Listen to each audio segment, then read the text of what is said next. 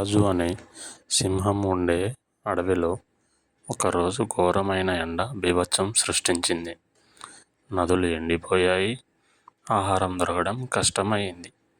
ఆకలి మరియు దాహంతో బలహీనమైన రాజు నీటిని వెతుకుతూ చాలా దూరం వెళ్ళాడు. అతని పంజాలు అతన్ని తెలియని వెదురు చెట్ల అరణ్యంలోకి తీసుకువెళ్ళాయి. శక్తి పూర్తిగా కోల్పోయిన రాజు ఒక నది ఒడ్డున కుప్పకూలిపోయాడు.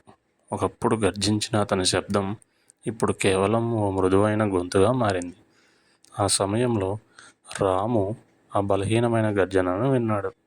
ఎక్కువగా మిగతా జంతువులు సింహాలను చూసి భయపడతాయి, కానీ రాము మాత్రం రాజు యొక్క భయంకరమైన రూపాన్ని దాటి అతని పరిస్థితిని గుర్తించాడు. రాము వెంటనే ఒక వెదురు బొంగులో తాజా నీటిని తీసుకువస్తాడు. కానీ రాజు ఆ నీరు త్రాగుతాడా లేక రాముని చంపుతాడా?